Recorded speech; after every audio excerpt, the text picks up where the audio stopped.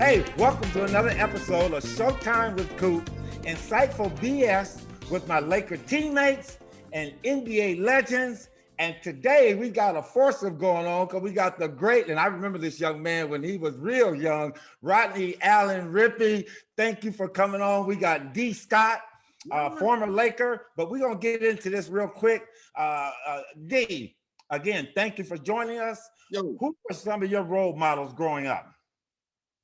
Oh man, growing up in LA, you had Will Chamberlain on the Lakers and Kareem with UCLA. So now, let me ask you this, D, because you mentioned him. Will slept with 20,000 women. He wasn't a role model for that for you, was he? No, not at all, man. And he just crunched those numbers, man, because he had a book coming out. Oh, okay. Wilt was Wilt, but we all know the real numbers that Wilt put up, man. He was a genius on that court. He gave me so much insight, man, about how that center position should be played. And one of the most underrated shots in history was his finger roll. The way he did it is he used that shoulder to like pump fake you in the direction, and he wouldn't release it with that snake bite until he cleared you out of the way. And so that just really led the way for him to be the all-time leading scorer when he retired. And Rodney, same question to you. You being a child actor and all your life and stuff, who are some of your role models? You know what? I got one for you. How you like that? But wow, I had the pleasure. I wish I could play. Could have played professionally, but hey, I was one of the smallest Globetrotters. But I'm friends with Dawan, and I'm just amazed, man. Coop, you've been amazing as a Laker, and everything that you've done for the sport, man. God bless you, man. And it's just an honor to be friends with Dawan and to be able to work on these projects, man. And so I've got a lot of cool stuff, and me and Dawan are doing some cool stuff for the youth, and it's just an amazing time, man. Things are opening back up, and I'm so glad to be here with you. And Dawan, obviously a basketball player, but he was Harry and the Hendersons. We're gonna get to that later. The 7'2" Bigfoot on the show there. Rodney, I'm gonna start with you. What would you say to our young student, in this case, student athletes today about what they got to go through and what they got to do to make it, whether it's on the court or off the court? It's all about having focus, and also you have to understand a lot of people are counting on you. Like me, I started the entertainment industry when I was just 3.5 years old. And my mom told me, people are counting on you. Your image matters. The things that you say on and off the court, on and off the screen, it all matters. And so also make sure that you have, understand the business behind sports, understand the front office, because that's where the action's at, the sponsorship, all of these type of things. That is major. Being able to understand contracts and also financial literacy, being able to save money. When you make those big budgets, make that money work for you. Hey, you can have a little fun, but make sure you got something set aside. Make sure it's working for you for the future. D? You know what, Coop? He's one of the childhood actors that never got in trouble. And I appreciate that. And him working at ABC, he's had to watch reports on so many of his peers running in and out of trouble. And I really love the fact he's kept his nose clean and been an example. Appreciate that. So, D, what would you say to our young student athletes today? Well, I created a program called Hall of Fame U, which basically calls upon Hall of Famers and nominees to inspire the next generation of Hall of Famers. I want to be able to teach them that they not only can aspire to be Hall of Fame ball players, but broadcasters, announcers, coaches, journalists. You can get into the Hall of Fame a lot of different ways, even as an artist. And so, that's been my mission in life. I've been an educator for like 12 years in the inner city, and it's a wonderful thing. It's been very fulfilling. D, what were 3 things that you felt helped you achieve that elusive goal that a lot of young men come out of college today to get to the NBA? 3 things for you. Well, you know what, Coach West, it started with Coach Willie West, who's also nominated in your Hall of Fame class from Crenshaw High School. So Coach West gave us that father figure, dedication and focus, and basically rooted us in what we were supposed to be doing. Above all, it was my spiritual outlook. My mom just really had my nose in the Bible, and that just was a protector. They kept me out of harm's way and watching a lot of distractions, come into play. And then 2 was just my love of the game. I mean, and then two, we were surrounded by so many cats that could play. I remember Coach West came to me once and said, there's this young man in Pasadena that's supposed to be the next big thing. So me and Robert Smith and the Crenshaw crew jumped in the car and we drove out to Pasadena to ambush you. And we said, man, who's this little guy supposed to be all that? Dude, you backdoor alley-oop dunk. I promise you, if you walk into Pasadena City College right now, the rims are gonna start shaking when they see you. That's how cold you were in high school, dude. Stop! You're making me grow hair, man.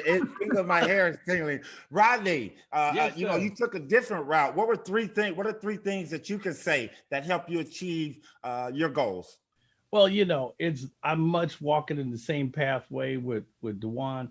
You know, I had a great family. You know, I had a great father, you know, who showed me what being a real father was. And my mom, you know, she was the one who started me out with the huge Jack in the Box commercial. You remember that? Remember that from back in the day? I sure do. Yes, sir. And that's a pretty fine afro you had too. Thank you. Everybody had a fro back then, you know. And so the thing is, you know, having a family that was all about, I had my brother and sister, they were all signed up in entertainment too, but they decided to not do it. And my mom supported me. We traveled the whole United States.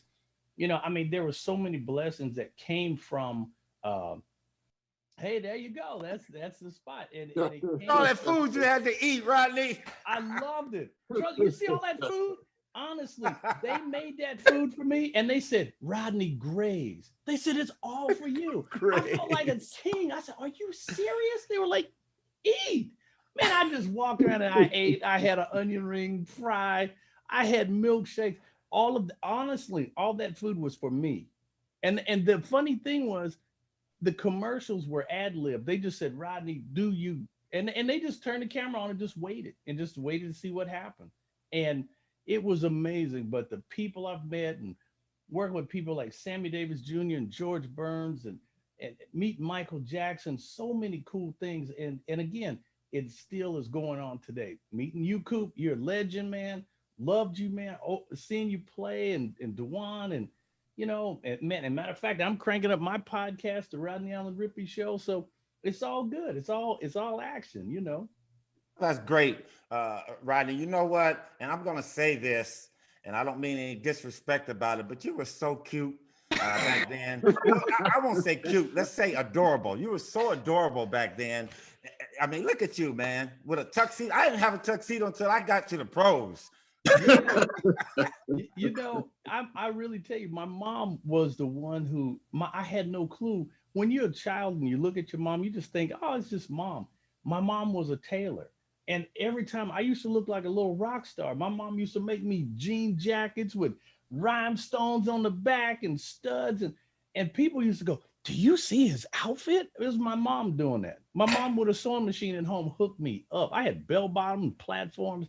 Man, I was groovy. I'm telling you. You know, you had swag before swag was swag, man. That's a good thing to do. So yes, again, D, back to you, sir. No, we play this game that we love in the NBA, and we do so many things like that. And I was very fortunate to play for one team, but I was still considered a journeyman. I think, again, what is a journeyman to you? Well, you're talking to a guy that put in 35 countries after I got cut by the Lakers, man. So, you know, from Philippines to Monaco, I've pretty much seen it all. And but as far as it goes to the NBA, you know, I think about your position and your role in history. People don't know all the skill sets that you brought to the table because you were only called upon to do certain things when you were with the Lakers. I mean, Kareem could have averaged 40 if he wanted to. You know, Byron could have averaged. Everybody could have did a lot more if they were on another team. But people don't ask you, you know, how much you scored. They ask you how many championships you won. And that's what you were able to do. And so I appreciate the fact that you sacrificed so much to do what you needed to do, because if you would have wound up on another team, everybody would have needed a defensive specialist like you. Every team in the NBA would have been fighting for you, and your numbers would have been completely different. because it would have been called upon for you to do something else. So you'd have been nominated for the Hall of Fame on more than what you've already accomplished. This is an argument that Coop and McAdoo have had together a bunch. And so McAdoo argues, I'd rather just score a bunch of points than win a championship. And Coop is always saying, well, I got the rings, baby. There you go. So Coop will send you a check for those comments. for sure. D, in your time in the NBA, who was the toughest player for you to guard? Man, I was Kareem's backup in practice. Listen, did you play against Oscar Schmidt when you went overseas? Yeah, Oscar, and then there was Zerbiak and those guys like that, and Vladi was in high school. I watched them, man, win the championship with Yugoplastico when they had like Dražen and that whole crew. But I remember, man, when you and I were like in practice the first time we saw Kareem and them come in there, man, you had already been there the year before. If you had done, a couple of 10 days and rocked the world with your dunks on New York or whatever. But it was like, me and Magic were like wondering if we could play with you guys.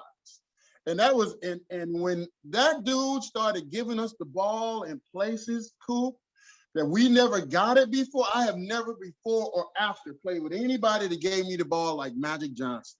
I mean, you just went to a whole nother level. The way he would stretch you out, he just made you so much better, on the floor. And you did too, defensively. Like, you got that ball, man, we had to make it work. There was no, Jerry West on the sidelines and Bill Shyman, looking at us, giving us the mad dog. We had to go. We greyhounded up. Well, that was one of the things I always say about Magic is he made everyone better. Rodney, for you, who's the toughest person you had to act with or to comb your skills together? You know what? I have to tell you, it probably was being on the set of Blazing Saddles with Mel Brooks and Cleavon Little and everybody like that, because I knew that these people were legends because I was a little kid. But when the call came in from Mel Brooks that Mel, it wasn't like I had to audition. Mel wanted me in the movie for some crazy reason, and I was in the movie. And the heart of it is to see that type of level of professionalism, and you see these names and these people are giants, but they all respected me, and I was just part of the crew. And I mean, starting out at the age of 3.5, I learned that this is a business. My mom said, Rodney, this is a business. You've got to understand it. And my mom was just on the sidelines. It wasn't anything for her. She just got the biggest kick out of seeing me do my thing and have fun. But I enjoyed life, and still am, that's what it's all about. Hey, Rodney, what type of person was Cleavon Little when the lights were off? You know what? Everybody, I have to say the productions I've been in, I've worked with George Burns. I was on the Johnny Carson show. These people are really solid people. And they always treated me with velvet gloves, man, because they loved me. And I was just a little kid having a good time. And I had an opportunity to meet so many great people. Yep, that's the scene. It's a wonderful thing. And it's just like with you, Coop, you being who you were in the world of basketball. Now you're doing broadcasting. A lot of young people, they might not be able to have what it takes to be able to, to get that championship or maybe to go off to college. But there are other jobs that you can do. You can be a broadcaster. You can be an analyst. There's so many other things. And I think that you're inspiring a lot of people with your transition in life and the things that you're doing and all the people who you're connected to. It's amazing. And Dawan's doing the same thing. That's what I like. I'm building my bridge now. I'm making my move to direct and to do other things. And that's what it's all about. Rodney, that scene Coop, that we just, yeah. It's cool that, you got to play with Kareem Abdul-Jabbar, but I'll be honest, probably pretty cool, much cooler to appear in a movie scene with Mel Brooks. Oh, for sure. Hey, Rodney, that scene that we just saw, how long did it take you guys to do that? Was that an all day or were you a one take Rodney guy? No, you know what? We were there, and actually, we shot that out in the valley. And there's so many crazy things like that. How they built the backdrop, and it was done here in Southern California, but it looks like the Wild West. But I've had so many. It was something funny I wanted to ask you, Coop. When I was in high school, you know how you play basketball in gym class. One of the funniest things was I had to share this. My high school buddies, when we were in class, they said, "Don't pass it to Rippy because he will shoot." And I'm telling you, I used to come one time to coach. Everybody had guys like that.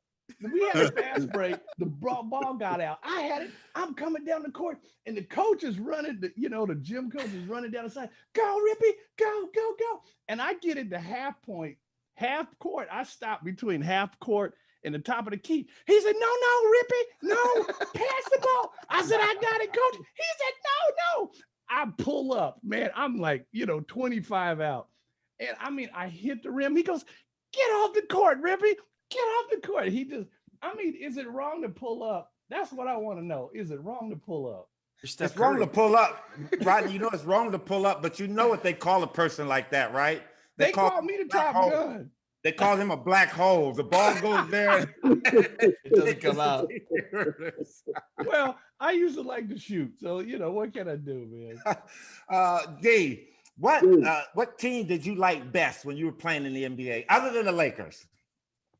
Man, I grew up, the Lakers was all I, aspired to, man. When I signed with them, man, that was it for me, man. But because I was born in New Jersey, but I grew up in LA, I love the New Jersey Nets, Dr. J, how could you not? Brian Taylor, that crew, that was basically it, man. The Nets and the Lakers. So it's safe to say Dr. J was your favorite teammate? Oh man, that was the guy, man. This dude right there, man. And Brian Taylor has been my mentor too. There's a guy that's created like 18 schools in the inner city, double degree from Princeton. Wow. He won 2 championships with Dr. J, with the ABA. So, I got all those inside stories about how great Doc really was on and off the court. Let me ask you something. So were you a stunt double on in the Dennis Rodman movie with Jean-Claude Van Damme? Double take? I was. That was Dennis' first movie, and man, was that a trip because we shot that in Spain, Monaco, Nice, and in Rome. He couldn't do his own stunts. The greatest rebounder of all time. He couldn't do his own stunts. No, man, it was his first time doing it. I did Shaq stunts. After Harry and the Hendersons, everything that was big, I did. Nice. So if you were there, I was running around. Who's a better defensive player, Michael Cooper or Dennis Rodman? Man, I gotta go with Coop. Man, are you kidding me, man? I was at arena level watching Coop. And that's because I didn't wear lipstick. Listen, again, this is called the lightning round for both of you, okay? I'm going to give you 5 names, and you just tell me a little bit of something about them, okay? Rodney, for you, Nelson Mandela. Wow. Inspirational, leader. D, Elgin Baylor. Ooh, man, he was the GOAT before we knew there was GOATs. The time you spent with him was just like going to the library, and then watching him was just inspiration. Rodney, Barack Obama. Wow. Great president. Had a lot of diplomatic diplomacy. Met him at the Congressional Black Caucus, and I saw him face to face, and I said, he's going to do great things for the nation. D, Kobe Bryant. Man, Kobe and I spent a lot of time together doing commercials. And,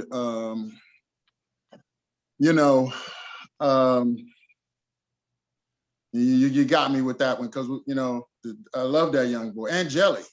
When you were winning MVPs over in Italy, and Jelly was there with you, at the same time. Yeah. Right? I was over in Switzerland at the United Nations, man. I got a lot of great Kobe stories that I can't wait to share with you, dude. You're gonna love to hear, man. It's just, inspirational. Rodney, Kareem Abdul-Jabbar. Skyhook. I practice the skyhook as much as I can. I'm 6'1", but when I was younger, I was shorter. And I was always trying to get over my brother. My brother was 6'4", so it was the sky hook. I got to add educator to Kareem because, I was his assistant coach. Well, his first head coaching job in Oklahoma. We took a last place team and won a championship. And this guy, he's just an educator about all things. That's it. As far as when it goes with Cap used to give us wisdom. I'll never forget when we was at training camp in Palm Springs.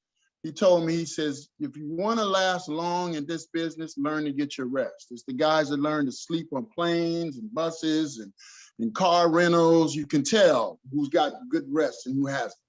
Kareem was always a wellspring on tips. Give us the state of the NBA today in your eyes. Well, I've come to appreciate that the NBA is something that is just going to always evolve. You remember the genesis of this game started in cages. We were cages. Cats was like, we went through a period of enforcers. When you played your position, every position, there was a lot you needed to know about that position, and that's all you needed to know. Now, cats are like, whatever you can bring to the table, any and everything you bring to the table. There's no more big man camps like there used to be, or, position player, things like that. So I don't begrudge the evolution. I love the fact that cats can, I wish I could have had an opportunity to be allowed to learn how to dribble. What would that have, allowed me rather than just you big, you go down in the hole. But it's a different game, and that's fine. And every generation, to each his own. D, you know what? You got to quit moving your camera because I'm an old man. I'm getting dizzy, man. You're moving your I put it on the line right there. Rodney, Yes, sir. If you could change one or two things in the NBA, what would they be to make it better? You know what? I think that seeing the NBA, I think that allowing the players to be very open about their views on certain things. I understand a lot of people are like, just shut up and play. But also these people have a heart. They have communities. They have causes. There are things that they really believe in. The youth, education, fitness, so many different things. And I just think that as open as it can be for them, I think that would be one thing. And also too, just to be able to see the NBA, thank God that hopefully COVID will calm down things so that people can get back, because there's so many millions of players, millions of fans around. They're waiting for the games to start up again, and they're ready to go. You listen to the Showtime with Coop podcast. I have Dawan Scott, Rodney Allen Rippy, child star of the day. Who in your eyes, and we're talking about all time, not just in today's game, but all time, give me your top three best shooters that's ever played this game. You say shooters, yeah. And I think of scores. Is that the same thing? Kareem was just unstoppable. No, I'm talking about Steph Curry. Kareem was money. I'm talking about Steph Curry. Steph was better shooter than Kareem. Kareem was a scorer. I got you there. I'm looking for shooters, the best shooters. Give me your top. Oh, you like Steph Curry guy? Well, man, I'm gonna have to go. Old school. Dale Ellis could put it up.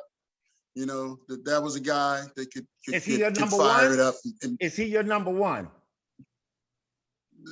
I want them in order. Give me your number one. Give me your three. Right. One. All right, and we're talking about all right now, even if it's with Steph and those guys. I'm talking about going back to Pistol Pete, Price, Mark Price. I'm talking about going all the way back. Mark Price was a very good shooter too. Can I throw in Ray Lou? You can throw in whoever you want. I just want your top three. Ray Lou is like number one. Jerry West is like right there too. Jerry West, and it's hard to take out Gail Goodrich. Right. That's Coop's guy. God, you've been overseas too long, man. What are you talking about? You see Steph Curry and Klay Thompson, the way they can shoot that ball, and they're not in the top three? I do. But that's because all bets are off. If you would have let those guys do what they do now, then it would have been right there. I would put them in the game of horse all day long. Okay. Rodney, your top three. Top three. Wow. Yeah, that's all you get. You know, I think Curry, I mean, he's bad. Wow. You know, and I have to, you know, I know that it was in the clutch a lot of times. You know, Kobe, he did his thing, you know, when because it was all about that Showtime. And I have to say, you know, whenever he could manage to be able to just break free, I have to honestly say probably 1, 2, 3 would be, you know, again, I always admired Kareem because he just had that fluid. And I used to practice because I had to play with guys much taller than me, just trying to perfect that sky hook. But I was, you know, I'm right-handed and I was always terrible with a left-handed hook. It was terrible. I want to take a moment to on air congratulate you, man, for your Hall of Fame nomination. Thank you. And I want to inform your audience because there's been a lot of confusion with COVID as to when the enshrinement is and when it's not, because you got 2 classes going in this year. You got one in May, you know, which is with the Kobe-led class. Yeah. Like I think that's May 13th through 15th. And then the nomination for your class is September, I think that's the 9th. And your viewers might be interested to know that neither one is going to be held at the Naismith Memorial Hall of Fame. They're going to be held in Connecticut at the casino, the Mohegan Sun. So for all those that are interested in going, man, but I'm really proud to be alongside another person that made it into the Hall of Fame in my life. Thank you, D. Thank you. You know, I feel the same way you do about Magic and James Worthy. You know, those guys came into the league just, I'm not going to say they were average players. They were good players, but we had an opportunity to watch them go from a good player to great players to Hall of Fame. So thank you for that so much, man. Last thing for me, D, talking about basketball, and you made a great transition from the game because you know what, this game eventually leaves us. And what we have to do sometimes is remake ourselves, okay? Because again, there's more than just a basketball player, more than just an actor in our skin. You went from playing basketball to being an actor. Now, how did you land the Harry and the Henderson role? Well, Harry Bigfoot. Yeah, Harry wound up winning an Academy Award for makeup. And it was a production that was run by Spielberg, so it was top shelf. And I remember he used to come to the set to visit me sometimes when we were filming it. And we did the feature film, and then it turned into the television series, which was like about 72 episodes. Now, how many people did you have to beat out? How many people you beat out for that role? Kevin, originally the role was given to me because Kevin was locked up on a television series, Kevin Peter Hall, called Misfits of Science. They let me go for Misfits. But then when they let Kevin go, they made him the star and they made me the stunt Harry in the feature. And then Kevin died and I took over the television series. Wow. So then that turned into a lot of stuff you don't know, man. Like after you left to come see me, Michael Jackson would rent me to put on the $1 Million costume to do practical jokes on celebrities in his private home movies, man. Wow. And it was, you know, it was hilarious, dude. It was like, there's some stories there, man. Like before the Prince shows, it was Michael Jackson and Bigfoot, you know. You got to go to Neverland? No, we didn't do Neverland. We shot a lot of stuff, man, at Universal Studios, man. He just would basically surprise people like I was a real Bigfoot. And it was, and it was wild. But I went on to do like Space Jam. Nigel Miguel casted me to be a couple of Monstars in Space Jam. And how about the new one? The original one. I'm an original Monstar. But how about the new one? Are you in that one too? No. They didn't go with it. They didn't go with See, it's garbage. It's garbage. Yeah, the new one. They went with animation instead of guys, you know, we wore the green suits and the whole 9 yards, and we made that happen. But awesome. I was on shows like Benson, like, as myself, and done Super Bowl commercials thanks to Shaq, And that's been my real guy, man, because I've been Shaq's body double and stand-in and technical advisor and stuntman throughout his career. So that's been the steady check, watching him grow off the court, into the corporate world, as a behemoth has been spectacular, just seeing this guy develop. Rodney, your most memorable role? I guess I would say my most memorable role is my very first commercial with Jack in the Box. I mean, that's where it all got started. And, that was my beginning. I was 3.5 years old. I was just a little guy from Long Beach, California, just a normal kid from a normal family. And I just hit that commercial, and I had one of the biggest commercial campaigns in the past 50 years. I have an award on my wall from the Academy of Television Arts and Science because of that commercial. And so, but between that and, doing the Harlem Globetrotters popcorn machine on Saturday morning, and it was a kid's show. I mean, so many great things. I'm thankful for the opportunity to have worked with the people, and I've got new projects going right now, and me and Dawan are working on some cool stuff. And so here we are, man. We're blessed, healthy, and thank God we're hanging in. Rodney, so being a child actor, Mm-hmm. like you said, you're 3 years old. You don't really feel that pressure, as you get older. And like you said, they told you just to be you. Was it that easy just to be you?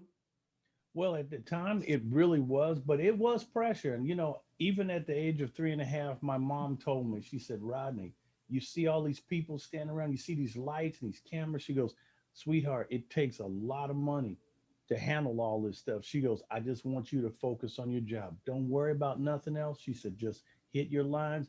She said, baby, you're good. And I had that big, beautiful afro. My mom was there to keep my fro in check, and that was her job. But she would come in and keep my fro straight, and she would whisper little points of support and love and give me a kiss on the cheek, and she'd fade right back behind the cameras and disappear. And so I had that type of support, and that's what it's all about. Well, if I could, I'd reach through here and pinch your cheeks because they were so big back then when you were little. I just wanted to pinch your cheeks, but fantastic, Rodney. I mean, you really, that's an amazing thing to do as a 3-year-old. Just imagine, I couldn't have done it. I tell you, I could not have done it. It would have been hard for me. I still get jitters when I have to go on the air, and Ari, my guy right here, has to come. We got to get on 15, 20 minutes before and talk a little smack so I can calm down a little bit because it's still scary to me. You did great, brother. You're doing great. And you got your great production guy. That's what it takes. It takes a whole team, and you learn that in sports. Dawan's learned that. I've learned it in production, and it's all about great people working together to do great things, man. Okay, we're about to. Hey, we got a couple more questions for you guys. I'm gonna ask you first, D. Give me your two. Who goes to the NBA Finals from the East and from the West? I'm gonna go with the Lakers, and I'm gonna go with the Nets. Rodney. Well, I'm hoping the Lakers are in there too, and Dawan is like my consultant, so I'm following Dawan. So if Dawan knows, I'd put my bet on what Dawan would say. The other team from LA. Clippers and 76ers. Oh. Wow. Clippers are playing great, man. Clippers are playing great right now. Celtic finals. And if it's your two, D, who wins? Lakers. Brooklyn Lakers. Lakers. Rodney? Pulling for the Lakers. Come on. Ari? The other LA team. Yeah. Exactly. Man, do you know they get ready to get AD back tonight? He's gonna beat up on the Mavericks for the next 2 games. He get ready to whoop their ass, and then LeBron will come back because, like LeBron said, he already tweeted out a storm is coming, and it's gonna be a West Coast storm that's gonna wipe out the rest of the league. Listen, you guys, thank you so much. D. Scott, I love you, man. I appreciate you. Rodney, thank you. And last thing, you guys, tell us what you got going, D. Hey, Coop, we're working on a surprise for you, which is no longer going to be a surprise because we're going to make the announcement. We're in the process of going to rent the Basketball Hall of Fame. Since neither class is going into the hall in Springfield, it's all at the casino. We want to do it so fans can have that full weekend of festivities, and then they celebrate both classes going in or the nominations, everything. And we want to introduce those disinfectant tunnels as a vehicle that makes everything safe for everybody. That's a vehicle you can walk through it. They spray you. You know, you're protected for 12, 24 hours. It's the next big thing. United States is on a late freight because it's already being used by the United Nations. And so we look forward to it being able to pave the way for everybody to get back to normal here. Wow, that's coming. Rodney, what you got going? Hey, I'm working with Dawan with disinfectant tunnels, and on the marketing side, that's where I got my degree in marketing and advertising. I own my own company, so working with them, that the spray that actually missed you is FDA and EPA approved. So they've had thousands of people go through it, no skin irritation, nothing on your clothes, and when you come out in 15 seconds, you're completely dry and you are actually protected. So that's a cool thing. Working on launching again my podcast show, the Rodney and Rippy Show. I'm actually signing a deal with Revolver Podcast, so that's going together.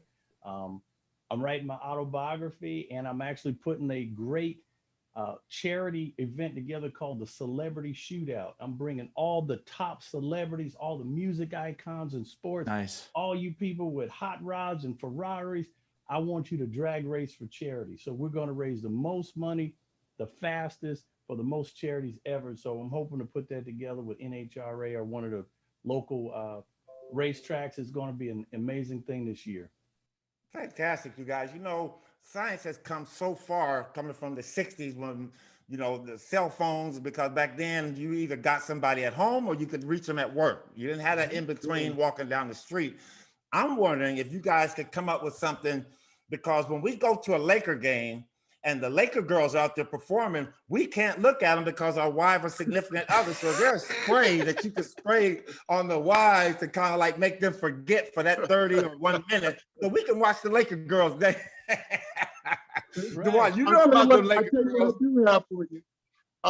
We got a kid from Kobe, Japan that Byron and I are going to start training, but we're going to do it interactively so we can also train, you know, his teammates in Kobe, Japan. And we'd love it, man, if you came and you took some shots with him to teach him up, you know, just all online. You know, we'll put our arms around you and welcome you, my brother. We hope you're there, Coop. I'd be honored. Just let me know what's up. And Okay. if he ever gets to the Lakers, we're going to buy him some blinders, because like Pat Riley said, look over at the Laker girls, your ass is coming out the game. Gentlemen, listen, thank you guys so much. You listened to another podcast in the can for Showtime with Coop, insightful BS by my Laker teammates. And today, a special legend, Dawan Scott, and the wonderful, wonderful, magnificent Rodney Allen Rippy. Ari, anything you want to add to this? No, appreciate it. Thanks, Coop. Thank you, guys. We appreciate Thank you. that.